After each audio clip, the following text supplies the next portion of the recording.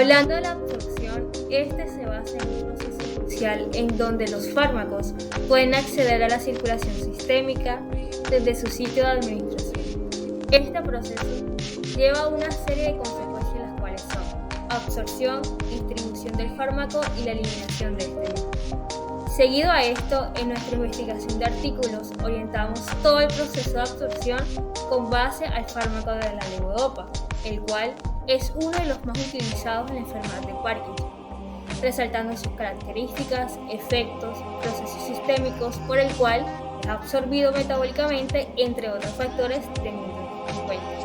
Para que un fármaco produzca sus efectos terapéuticos o tóxicos, debe obtener un momento preciso de concentraciones en la biofase, es decir, el medio en que interactúa con sus receptores.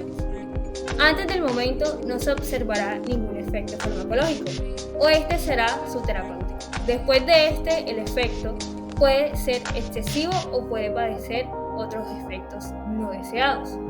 La concentración de un fármaco que se alcance en su lugar de acción es la consecuencia de los siguientes procesos. Primero, la absorción, es decir, la entrada del fármaco en el organismo, que incluye los procesos de liberación de forma farmacéutica, la disolución y absorción propiamente dicha. Segundo, la distribución del fármaco para que llegue primero del lugar de absorción a la circulación sistémica, desde ella hasta los tejidos. Para que el fármaco alcance su lugar de absorción, su lugar de acción debe atravesar diversas membranas. Y para llegar a la sangre, para pasar de esta al líquido intersticial, y en su caso al interior de la célula e incluso de estructuras intracelulares, el paso del fármaco de la sangre a los tejidos es producto de la fijación del fármaco en las proteínas del plasma, ya que solo el fármaco libre difunde libremente a los tejidos. Último, tenemos la eliminación del fármaco, ya sea por metabolismo principalmente hepático o por excreción del fármaco inalterado por la orina, bilis, entre otros. En algunos casos, este metabolismo puede producir metabolitos activos, cuya presencia también debe tenerse en cuenta.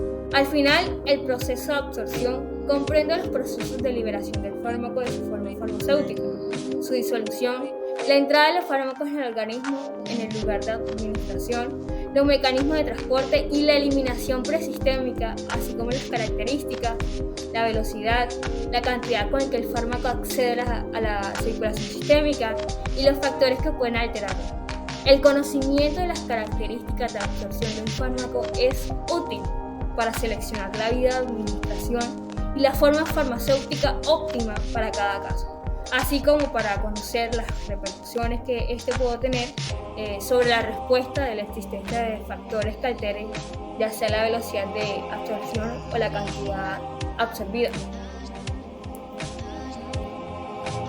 Bueno, basándonos en la investigación de los artículos clínicos relacionados con la absorción de fármacos en la enfermedad de Parkinson, se analiza detalladamente un proceso por el cual los medicamentos logran acceder a la circulación sistémica, es decir, su llegada a la sangre.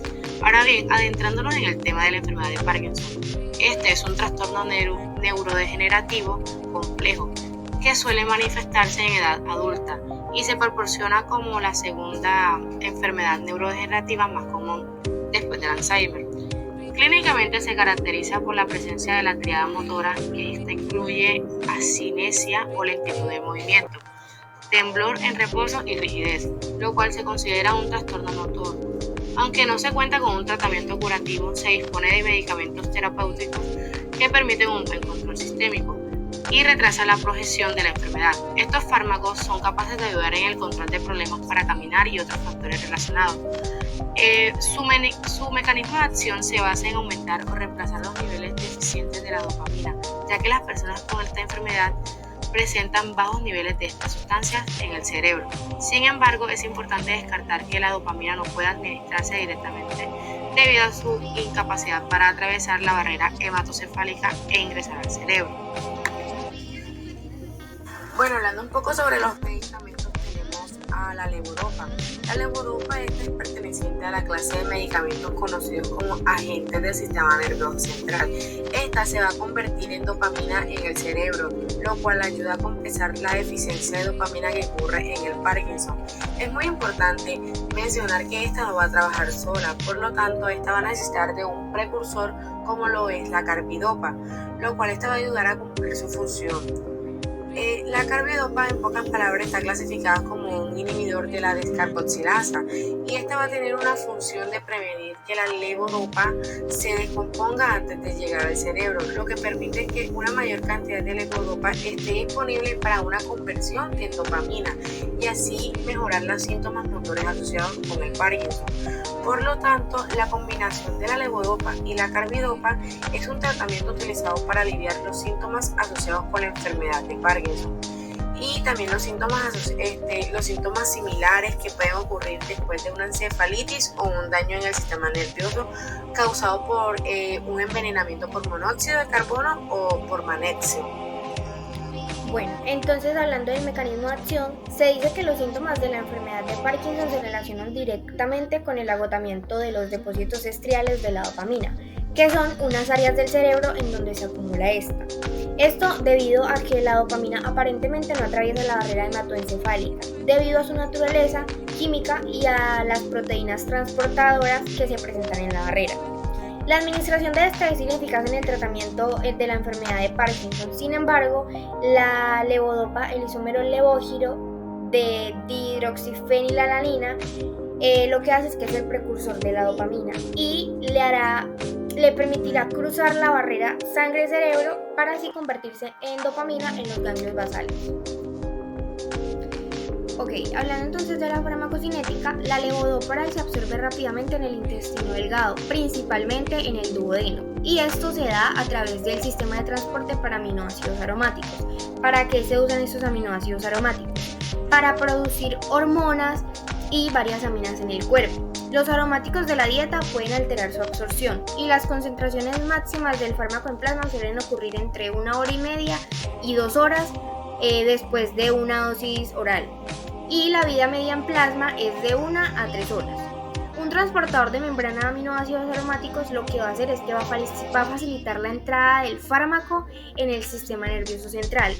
Allí puede existir una competencia entre las proteínas dietéticas y la levodopa, debido a que ambas utilizan el mismo sistema de transporte para poder llegar al cerebro, y las proteínas dietéticas contienen ciertos aminoácidos que van a competir con la levodopa por los transportadores de aminoácidos neutros en el intestino y también en la barrera hematoencefálica, lo que puede llegar a hacer que disminuya la absorción y la disponibilidad de la levodopa en el cerebro, mientras que en el encéfalo la levodopa se va a convertir en dopamina, principalmente dentro de terminales presinápticas de las neuronas dopaminérgicas en el cuerpo estriado. Y luego de liberarse, la dopamina se va a transportar al interior de esas terminales dopaminérgicas o de las células postsinápticas, en donde allí puede almacenarse de nuevo en gránulos o metabolizarse por neuronas y no neuronas. Los principales metabolitos urinarios de la levodopa en hombres son la dopamina y el ácido homovalílico.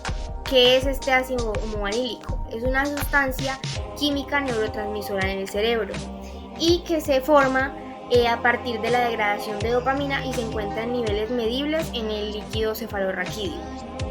Este ácido homovalílico representa del 13 al 42% de la dosis administrada de levodopa. Bueno, luego de ya hablar el qué es, los mecanismos de acción, de absorción, los medicamentos y los farmacogenéticas, en este caso la levodopa y la carbidopa, de esta enfermedad como es la del Parkinson, vamos a ver algo muy interesante que son las reacciones adversas, como están viendo en la diapositiva. En estas reacciones adversas encontramos dos posibilidades, están las frecuentes y las no frecuentes. En las más frecuentes encontramos las náuseas, los vómitos, estreñimiento, ansiedad, depresión, pesadillas, dificultad para la misión, que pues es orinar, y movimientos involuntarios que puede ejercer el cuerpo. Y las no frecuentes o muy poquito frecuentes encontramos la anorexia, la diarrea, resequedad bucal, cefalea y caída de párpados. Para explicar un poquito acerca de cómo se dan o por qué se dan más que todo esas reacciones frecuentes y no frecuentes, vamos a hacerlo especie como, por ejemplo, supongamos que estas dos líneas son los vasos sanguíneos. En estas dos líneas, supongamos que esas dos bolitas, pues es la levodopa ya ingerida y absorbida por el duodeno.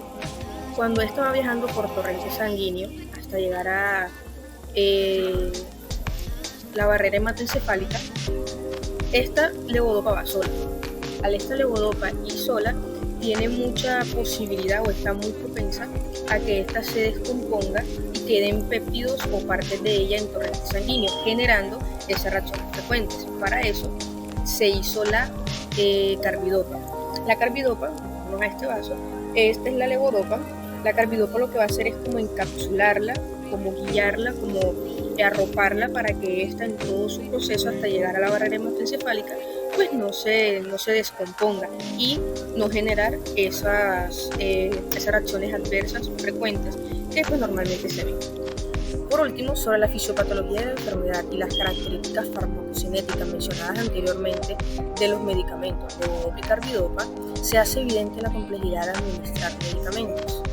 Y se concluyó que es esencial que los profesionales de la salud consideren cuidadosamente estos factores al seleccionar y ajustar la dosis para que así pueda haber una absorción de la mejor manera y sobre todo que es el enfoque y la finalidad de nosotros como médicos, brindarle o generarle un mejor nivel de vida a la persona.